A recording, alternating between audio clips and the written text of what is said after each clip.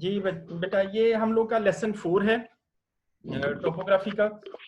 जैसे कि हम लोगों ने लास्ट लेसन में ये किया था कि हमने सारे पाकिस्तान के डिफरेंट टोपोग्राफिकल जो रीजन है वो देखे, और आज हम लोग उनमें से पर्टिकुलरली माउंटेन्स पाकिस्तान के स्टडी कर रहे हैं।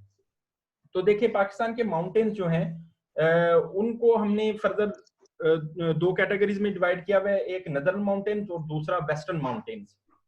नदर्न माउंटेन्स जो है वो पाकिस्तान में मैप में अगर देखें तो ये रीजन जो है ये नदर्न माउंटेन्स है। इसमें आगे 3 माउंटेन रेंजेस हैं, एक है कराकरम, एक हिंदू कुश और एक हिमालयस। हिंदू कुश को हम लोग नॉर्थ वेस्टर्न माउंटेन्स भी कहते हैं, और ओवरऑल ये सारी माउंटेन रेंजेस मिलके एक नदर्न माउंटेन बनाती हैं। और कराकरम जो है ये इसमें हाईएस्ट पीक जो है K2 है, हिंदू कुश में तिरचमीर है, हिमालयस में नांगा पर्वत है। और इसके बाद दूसरा देखें तो वो है वेस्टर्न माउंटेन्स। मैप में उनको देखें, ये वाले रेंज जो है ये सारे वेस्टर्न माउंटेन्स हैं। वेस्टर्न माउंटेन्स में आगे 5 मेजर माउंटेन रेंजेस हैं, उसमें एक सफेद को वजीरिस्तान हिल्स, को सुलेमान, सेंट्रल ब्राही और कीरथर है। इसमें देखें तो ये है सफेद को, ये वजीरिस्तान हिल्स, ये को सुलेमान है, ये सेंट्रल ब्राही रेंज है और ये कीरथर रेंज है। और ओवरऑल ये सारे मिल के वेस्टर्न माउंटेन्स कहलाते हैं पाकिस्तान के। अच्छा, इसमें हम लोग माउंटेन्स की अब जो या कोई भी टोपोग्राफिकल रीजन जो हम पाकिस्तान का पढ़ेंगे उसकी हम लोग आगे जो चीजें फर्दर पढ़ेंगे वो क्या है। एक तो हम लोग उनका रिलीफ पढ़ेंगे, दूसरा हम उनकी लाइफ एंड इकोनॉमी, तीसरा उनकी प्रॉब्लम्स क्या है, चौथा उधर पोटेंशियल्स क्या क्या है। तो सबसे पहले हम लोग रिलीफ को स्टडी करते हैं। अब देखें, तो इन दोनों माउंटेन रेंजेस में कुछ कॉमन चीजें हैं, कुछ कॉमन रिलीफ है। फॉर एग्जाम्पल,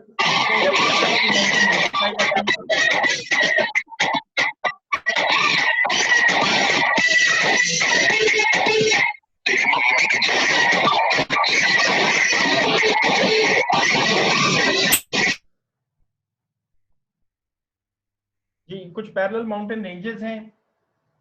अच्छा, उसके अलावा इधर वैलीज पाई जाती हैं और स्नो कैट पीक्स होती हैं।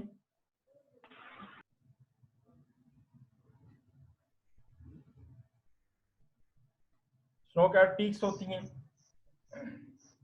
पासेस होते हैं दोनों में, ठीक है।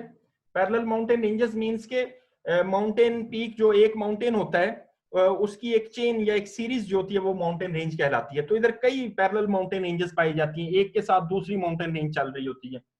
वैलीज वो जगह हैं जो माउंटेन रेंजेस के इन बिटवीन पाई जाती हैं, जैसे एक माउंटेन ये है तो फिर दूसरा ये बीच में जगह जो होती है वैली होती है, ये रहने के काबिल होती है, इधर आमतौर पर लोग रहते हैं, ये सेटलमेंट्स होती हैं। स्नो कैप पीक्स वो पीक्स जहां पे बहुत ज्यादा सर्दी की वजह से बर्फ पड़ती है और ऊपर बर्फ जम जाती है। इसके अलावा पासेस हमें मिलते हैं इन जगहों पे कि माउंटेन रेंजेस के दरमियान से कुछ रास्ता होता है गुजरने का, उसको पासेस कहते हैं। जैसे इस जगह पे है कुंजराब पास है, खैबर पास, कुरम पास, शंदूर पास, इस तरह कई हम लोगों को पासेस मिलते हैं इन जगहों पे। तो ये कुछ रिलीफ फीचर्स है जो दोनों माउंटेन रेंजेस में पाए जाते हैं, लेकिन इनमें कुछ एक दूसरे से डिफरेंट भी हैं। फॉर एग्जांपल, नदर्न माउंटेन्स में हम लोगों को ग्लेशियर्स और स्नो फील्ड्स भी मिलती हैं।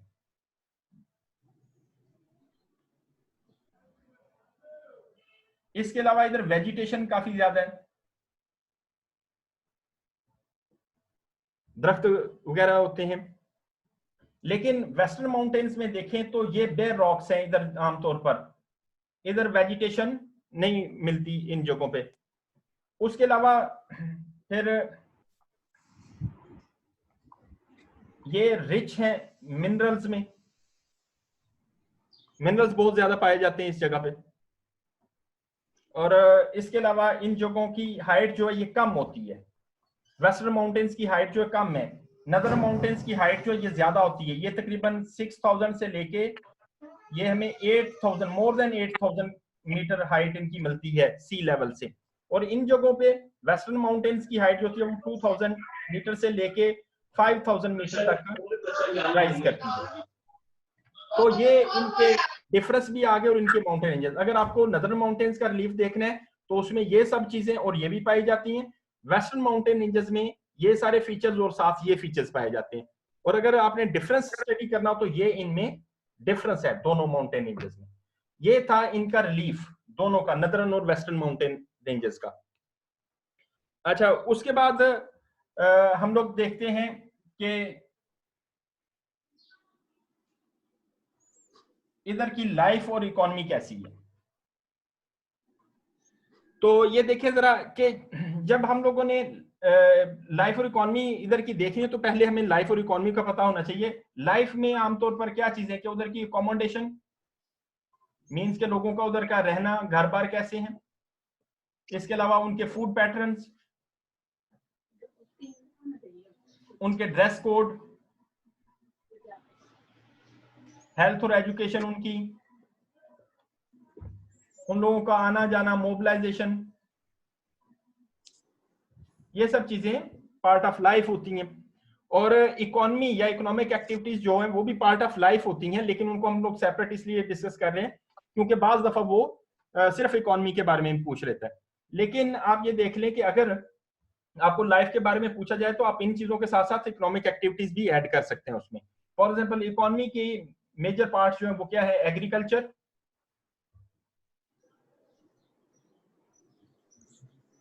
उधर की इंडस्ट्रीज,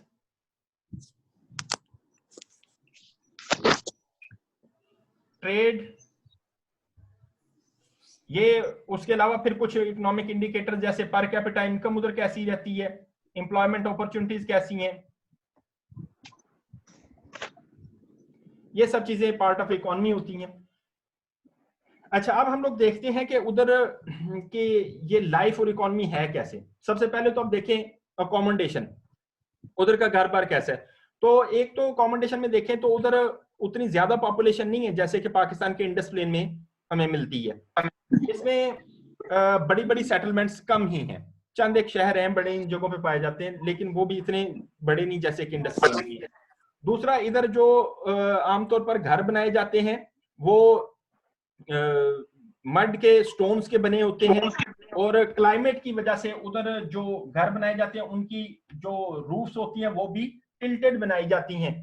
और ये क्लाइमेट की वजह से एक्चुअली, कि अगर स्नो पड़ती है तो वो स्लाइड डाउन हो जाए, नीचे गिर जाए, उनकी छत पे इकट्ठी ना हो। अच्छा, अगर हम लोग उनके फूड पैटर्न देखें तो उधर जाहिर है कमर्शियल फार्मिंग वगैरह तो उस क्रॉप्स वगैरह नहीं होती, लेकिन उधर उस तरह अबंडेंटली फूड रिसोर्सेज अवेलेबल तो नहीं है। लेकिन ये लोग जो शौक से खाते हैं वो मीट है, और इसके अलावा कहवा वगैरह पीते हैं। ड्राई फ्रूट्स इधर वाइडली अवेलेबल है तो वो लोग खाना पसंद करते हैं। ड्रेस कोड में देखा जाए तो ये लोग शलवार कमीज पहनते हैं, लेदर जैकेट्स पहनते हैं, क्योंकि उधर क्लाइमेट बड़ा सीवियर होता है तो वार्म क्लोथ्स पहनते हैं आमतौर पर। हेल्थ और एजुकेशन की फैसिलिटीज को देखा जाए इन जगहों पे तो वो उतनी बेहतर नहीं है। और दूसरा उसके साथ प्रॉब्लम यह है कि डिफिकल्ट टेरेन की वजह से इनकी हेल्थ और एजुकेशन के जो सेंटर्स हैं उनको एक्सेस करना भी थोड़ा मुश्किल है उन जगहों को। तो इस वजह से हेल्थ और एजुकेशन जो है ओवरऑल वो भी लिटरेसी रेट थोड़ा वीक है। उसके बाद देखा जाए तो मोबिलाइजेशन यानी कि आना जाना उन जगहों का, उन जगहों पे मोबिलाइजेशन भी डिफिकल्ट है बिकॉज ऑफ डिफिकल्ट टेरेन, कि उधर रज्ड लैंड है, अनइवन लैंड है, रोड रेलवे नेटवर्क्स वैसे नहीं मिलते हम लोगों को, तो लोगों का आना जाना भी उधर मुश्किल होता है इस वजह से। इसके बाद ये ओवरऑल उनकी इकोनॉमी है। इकोनॉमी में अगर हम लोग देखें तो उधर एग्रीकल्चर चूंकि उधर रज्ड लैंड है, अनइवन लैंड है, तो इस वजह से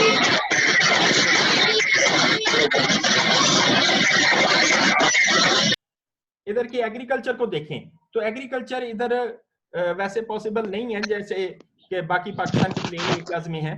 तो ये जगह जो है इधर अनइवन या रज्ड लैंड होने की वजह से आमतौर पर टेरेस फार्मिंग की जाती है। माउंटेन्स जो होते हैं उनकी चूंकि स्टीप स्लोप्स होती हैं, इस तरह माउंटेन्स जो होते हैं तो उनकी कुछ एरियाज को लेवल करके टेरेसेस बना लिए जाते हैं, उस पर कुछ सबसिस्टेंस फार्मिंग की जाती है, क्रॉप्स उगाई जाती हैं, बार्ले, वीट वगैरह, मेज वगैरह, इस तरह की चीजें उगा लेते हैं।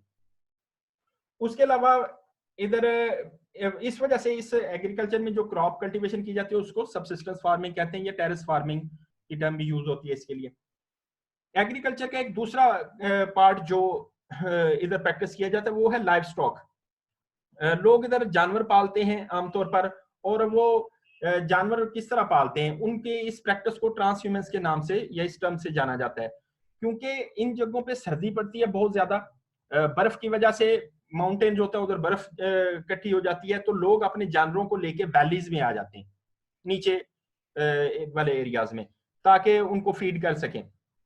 उसके अलावा जब वापस समर सीजन आता है तो ये अपने जानवरों को लेकर वापस पीक्स पे चले जाते हैं, ताकि उधर वापस वेजिटेशन आ चुकी होती है और उनको फीड कर सकें, और उनकी इस प्रैक्टिस को ट्रांसह्यूमेंस कहते हैं। तो एक्चुअली इधर दो मेजर हिस्से हैं एग्रीकल्चर के, एक तो टेरेस फार्मिंग की जाती है, ठीक है, और दूसरा जो है ट्रांसह्यूमेंस मींस के लाइव स्टॉक की एक प्रैक्टिस की टाइप है वो की जाती है। दूसरा हम लोग अगर इधर देखें इंडस्ट्रीज को, तो इंडस्ट्रीज जो हैं इधर कोई मेजर इंडस्ट्रीज उस तरह मेजर इंडस्ट्रीज भी नहीं मिलती, क्योंकि डिफिकल्ट टेरेन और स्फीयर क्लाइमेट की वजह से। और इंडस्ट्रीज इधर अगर हैं तो माइनिंग है, माइनिंग का काम किया जाता है। इसके अलावा इधर इंडोर एक्टिविटीज करते हैं लोग, रग्स बनाते हैं, कारपेट की इंडस्ट्री मिल जाती है, हाइड्रोइलेक्ट्रिक पोटेंशियल है इधर ज्यादा, वो प्रोजेक्ट्स लगे हुए हैं। बाकी इधर आमतौर पर जो लोगों के लिए इनकम का सोर्स है वो इधर की टूरिज्म इंडस्ट्री है, वो होटल रेस्टोरेंट्स वगैरह इस तरह का काम करके लोग जो अपनी अर्निंग करते हैं। उसके बाद अगर ट्रेड को देखा जाए तो ट्रेड भी इस जगह पे वैसे ही बहुत ज्यादा लार्ज स्केल पे नहीं होती, लेकिन अब कुछ वो बढ़ती चली जा रही है, क्योंकि इधर जो पासेस हैं और कुछ रोड कंस्ट्रक्शन जो है उसकी वजह से ये चीजें पॉसिबल हो गई हैं। जैसे ये इस जगह पे आता है खुंजराब पास, और ये कराकरम हाईवे जो कि हमारी मोटरवे से आके मिल जाती है। इस वजह से चाइना के साथ ट्रेड बहुत ज्यादा बढ़ गई है। इधर से कुरम और खैबर पास जो हम लोगों को कनेक्ट कर देते हैं अफगानिस्तान के साथ, तो इसके साथ और आगे फिर आगे सेंट्रल एशियन स्टेट्स, उनके साथ ट्रेड हमारी बढ़नी शुरू हो गई है। तो उसकी वजह से इन लोगों को के लिए सोर्स ऑफ इनकम जो होती है वो क्रिएट हो जाती है इन लोगों के लिए। अच्छा, इसमें अब आगे मजीद देखा जाए तो जब जिस जगह पे ये सब चीजें बेहतर ना हो, ये उसके इंडिकेटर्स भी बेहतर नहीं आते, तो इस वजह से ओवरऑल इधर पर कैपिटा इनकम भी लो रहती है, पर कैपिटा इनकम भी उतनी ज्यादा नहीं है, और एम्प्लॉयमेंट अपॉर्चुनिटीज भी वैसी बेहतर नहीं है इन जगहों पे। तो ये ओवरऑल हम जो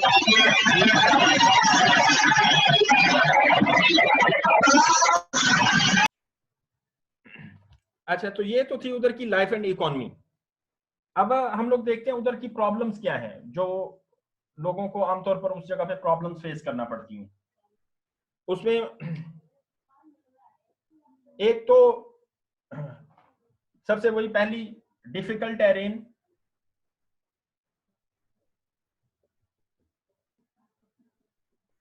मींस के लैंड जो है वो रज्ड है, अनइवन है, एक्सेसिबल नहीं है वो एरियाज। तो इस वजह से एक तो ये प्रॉब्लम है। दूसरा उधर क्लाइमेट बड़ा सीवियर है,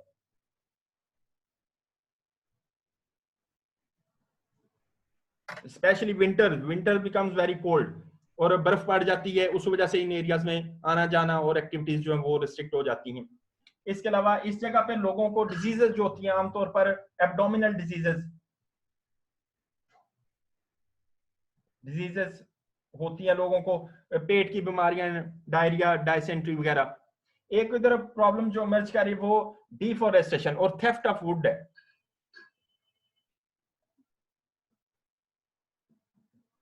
डिफॉरेस्टेशन और लकड़ी जो उसको चोरी किया जाता है, ये प्रॉब्लम्स हैं इस जगह पे। पुअर इंफ्रास्ट्रक्चर है,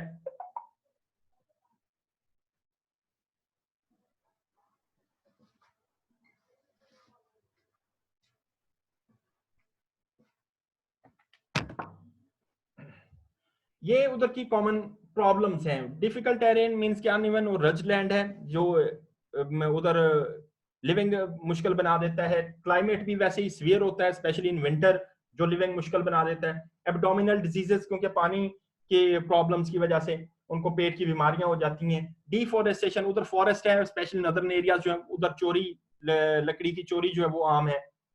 poor infrastructure, poor infrastructure means के रोड रेलवे नेटवर्क्स जो है उससे सारे एरियाज एक्सेसिबल नहीं है। बाज एरियाज तो स्पेशली विंटर में सिर्फ बाय एयर ही एक्सेसिबल रह जाते हैं। तो ये इधर की कुछ प्रॉब्लम्स हैं। उसके बाद हम लोग देखते हैं इधर की पोटेंशियल्स, के पोटेंशियल्स क्या है। पोटेंशियल्स वो चीजें होती हैं जो जिनको टैप किया जाए, जिनको अगर एक्सप्लॉइट किया जाए तो वो इनके प्रॉस्पेरिटी, इनकी वेलबीइंग में रोल प्ले कर सकती हैं वो चीजें, पोटेंशियल्स। तो वो देखें वो कौन कौन सी चीजें। सबसे पहले तो इस जगह पे टूरिज्म का बहुत ज्यादा पोटेंशियल है। टूरिज्म के बड़े टूरिस्ट अट्रैक्शंस हैं इन जगहों पे, हाईएस्ट पीक्स पाई जाती हैं, ग्लेशियर्स हैं, स्नो कैप पीक्स हैं, वेजिटेशन, बड़ा खूबसूरत सीनिक ब्यूटी मिलती है जो टूरिस्ट को अट्रैक्ट करती है। और ये उधर के लोकल लोगों के लिए सोर्स ऑफ इनकम भी है। जब टूरिस्ट विजिट करते हैं जाहिर है उधर जाके वो स्पेंडिंग करेंगे, रेस्टोरेंट्स, होटल्स, उनकी हैंडीक्राफ्ट्स वगैरह खरीदेंगे, तो ये उधर के लोकल लोगों के लिए सोर्स ऑफ इनकम होगा। दूसरा बड़ा पोटेंशियल जो है वो इस जगह पे वो है hydro electric potential. Hydro electric potential means के पानी से बिजली बनाने का। सिर्फ ये पाकिस्तान के नदर्न एरियाज में ही देखा जाए तो more than 40,000 megawatt electricity produce की जा सकती है, जो कि एनवायरमेंट फ्रेंडली भी है, ठीक है, और लो कॉस्ट भी होगी। उसकी इनिशियल कॉस्ट ज्यादा हो सकती है लेकिन रनिंग कॉस्ट उसकी लो होगी। और पाकिस्तान की वो इंडस्ट्रियल बेस और फर्दर डेवलपमेंट में बड़ा अहम रोल प्ले कर सकती है सारे पाकिस्तान की। इसके अलावा इस जगह पे माइनिंग का बहुत ज्यादा पोटेंशियल है, specially in western mountains. Western mountains जो हैं इन जगहों पे बहुत ज्यादा नॉन मेटल्स पाई जाती हैं, और ये नीचे आ जाए तो कुछ मेटल्स भी मिलती हैं। तो ये इनके लिए बहुत बड़ा सोर्स ऑफ इनकम है ये चीजें। और इसके अलावा मिनरल्स बेस्ड इंडस्ट्रीज भी इधर लगाई जा सकती हैं। मिनरल्स बेस्ड इंडस्ट्रीज जो है वो इधर के लोकल लोगों के लिए जॉब अपॉर्चुनिटीज क्रिएट करेंगी और ओवरऑल इन लोगों के डेवलपमेंट और इनकी प्रॉस्पेरिटी में रोल प्ले कर सकती हैं ये चीजें। अच्छा, इसके अलावा कुछ ट्रेड जो है वो भी हम लोग कह सकते हैं कि इन फ्यूचर वो भी इनके लिए बड़ा अहम हो जाएगा, इनके प्रॉस्पेरिटी में बड़ा अहम रोल प्ले कर सकता है। कि जैसे कि ये खुंजराब पास और ये कराकरम हाईवे और फिर इनसे आगे ये हमारी मोटरवेज अगर एक्सटेंड कर दी जाए अफगानिस्तान और सेंट्रल एशिया तक, तो फिर इन जगहों पे बहुत ज्यादा ट्रेडिंग हमें कनेक्ट कर देंगे दूसरे पार्ट ऑफ द वर्ल्ड के साथ, ये एक्सेसिबिलिटी जो है। तो इधर बहुत ज्यादा ट्रेड बढ़ेगी जिससे लोकल लोगों के लिए जॉब्स क्रिएट होंगी और इधर डेवलपमेंट में बड़ा अहम रोल प्ले करेंगी ये सब चीजें। तो ये था हम लोगों का माउंटेन रीजन्स की स्टडी, ठीक है। तो हमने आज माउंटेन्स को स्टडी किया है, उनके डिफरेंट एस्पेक्ट्स को स्टडी किया है। आप लोग पहले तो ये सब चीजें नोट करें। ये लेसन जो है मैं अपलोड कर दूंगा यूट्यूब के ऊपर भी, तो आप लोग इनको दोबारा भी देखना चाहें तो देख सकते हैं। इसके अलावा आप लोगों को चाहिए कि आप लोग ये मैप बनाया करें, इसको लोकेशंस आपको पता हो, आप लोग ये बुलेट्स को नोट कर लिया करें, फिर इनको अपनी बुक से स्टडी भी किया करें, ठीक है। और जब ये चैप्टर आप लोगों का खत्म हो जाएगा तो तब आप लोगों को जो मैंने प्रैक्टिस बुक लगवाई हुई है या पास पेपर्स जो हैं उनमें जाके इस टॉपिक पे जो क्वेश्चंस हैं वो भी अटेम्प्ट कीजिएगा।